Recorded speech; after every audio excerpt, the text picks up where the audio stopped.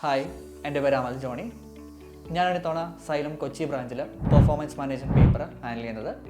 നമ്മളിന്ന് വീഡിയോക്ക് നോക്കാൻ വേണ്ടി പോകുന്നത് പെർഫോമൻസ് മാനേജ്മെൻറ്റ് പേപ്പർ പ്രിപ്പയർ ചെയ്യാൻ കുറച്ച് ഗൈഡ് ലൈൻസും ടിപ്സുകളാണ്. പെർഫോമൻസ് മാനേജ്മെൻറ്റ് പേപ്പർ പ്രിപ്പയർ ചെയ്യാൻ നേരത്ത് പല ആൾക്കാരും സ്കിപ്പ് ചെയ്യുന്ന ഒരു ഇമ്പോർട്ടൻറ്റ് പ്രിപ്പറേഷൻ പാർട്ടാണ് തിയറി. എല്ലാവരും മനസ്സിലുള്ളൊരു തെറ്റിദ്ധാരണയുണ്ട്, പെർഫോമൻസ് മാനേജ്മെൻറ്റിനകത്ത് കൂടുതൽ കാൽക്കുലേഷൻ മാത്രമേ ചോദിക്കാറുള്ളൂ.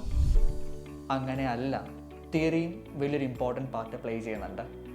കുറേ ബൈ ഹാർട്ട് പഠിക്കാനുള്ള തിയറി അല്ല, ആപ്ലിക്കേഷൻ ബേസ്ഡ് തിയറിയും നമുക്ക് വല്ലാണ്ട് പെർഫോമൻസ് മാനേജ്മെൻറ്റ് പേപ്പറിൽ ടെസ്റ്റ് ചെയ്യുന്നുണ്ട്. നിങ്ങൾ പേപ്പറിന് വേണ്ടി പ്രിപ്പയർ ചെയ്യാൻ നേരത്ത് തിയറി ഒരിക്കലും സ്കിപ്പ് ചെയ്യരുത്. അത് ഏത് ഏരിയ ആവട്ടെ, സെക്ഷൻ എ ആവട്ടെ, സെക്ഷൻ ബി ആവട്ടെ, സെക്ഷൻ സി ആവട്ടെ, ഇൻ ടേംസ് ഓഫ് എക്സാമിനേഷൻ നിങ്ങൾ തിയറി സ്കിപ്പ് ചെയ്യാൻ പാടില്ല. തിയറിക്ക് വേണ്ടിയിട്ട് നല്ല രീതിയിൽ പ്രിപ്പയർ ചെയ്യണം. സോ പ്രാക്ടീസ് സെഷൻസിലേക്ക് വരാൻ നേരത്ത് നിങ്ങൾ ഒരിക്കലും മിസ് ചെയ്യാൻ പാടില്ലാത്തൊരു കണ്ടൻറ്റാണ് സ്റ്റഡി ഹബ്, ACCയുടെ സ്വന്തം സ്റ്റഡി ഹബ്. പല ആൾക്കാർക്കും സ്റ്റഡി ഹബിൻ്റെ ഇമ്പോർട്ടൻസ് എത്രത്തോളം ഉണ്ടെന്ന് അറിയാറില്ല.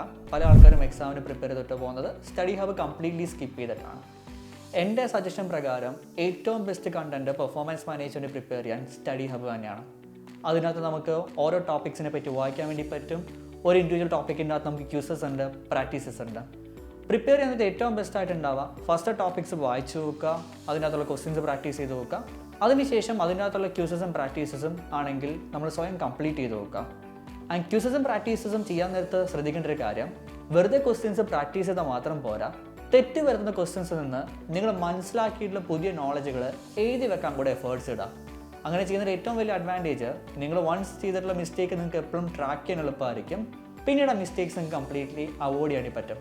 സോ പ്രാക്ടീസ് ജസ്റ്റ് പ്രാക്ടീസിൽ മാത്രം ഒതുക്കാതെ അതിൻ്റെ അകത്ത് നിന്ന് കിട്ടുന്ന ലേണിങ്സ് ഷോർട്ട് നോട്ട്സ് ആയിട്ട് പ്രിപ്പയർ ചെയ്യുകയാണെങ്കിൽ ഫ്യൂച്ചർ പ്രിപ്പറേഷനും അത് നല്ല രീതിയിൽ ഹെൽപ്പ് ചെയ്യും.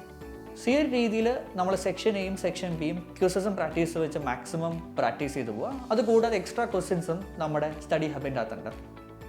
സെക്ഷൻ സി പ്രാക്ടീസാണ് ഏറ്റവും എംഫസൈസ് ചെയ്യേണ്ട ഒരു ഏരിയ, അല്ലെങ്കിൽ ഏറ്റവും ഇമ്പോർട്ടൻ്റ് ആയിട്ട് കൺസിഡർ ചെയ്യേണ്ട ഒരു ഏരിയ.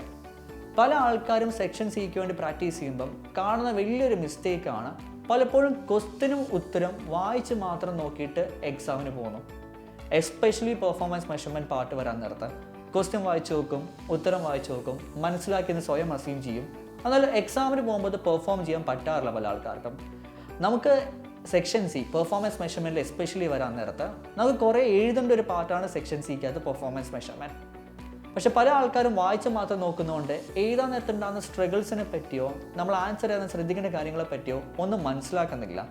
അപ്പം നമ്മൾ ജസ്റ്റ് വായിച്ച് മാത്രം നോക്കിയിട്ട് എക്സാമിന് പോവുകയാണെങ്കിൽ നമുക്ക് റൈറ്റ് ചെയ്യാനുള്ള സ്പീഡ്, നമ്മൾ യൂഷ്വലി മേക്ക് ചെയ്യാൻ സാധ്യതയുള്ള മിസ്റ്റേക്സ്, ഇതൊന്നും എക്സാമിന് മുന്നേ മനസ്സിലാക്കാൻ പറ്റുന്നില്ല. എൻ്റെ recommendation section C performance measurement നമ്മൾ എഴുതി തന്നെ പ്രാക്ടീസ് ചെയ്യണം. അത് ലാപ്ടോപ്സിൻ്റെ അകത്ത് തന്നെ പ്രോപ്പർലി ചെയ്യുക, പ്രാക്ടീസ് പ്ലാറ്റ്ഫോമിൻ്റെ അകത്ത് പ്രോപ്പർലി ചെയ്യുക. അത് ചെയ്യാൻ വേണ്ടിയുള്ള കുറച്ച് ടെക്നീക്സ് ഉണ്ട്, ആ ടെക്നീക്സ് പ്രോപ്പർലി ഫോളോ ചെയ്യുക.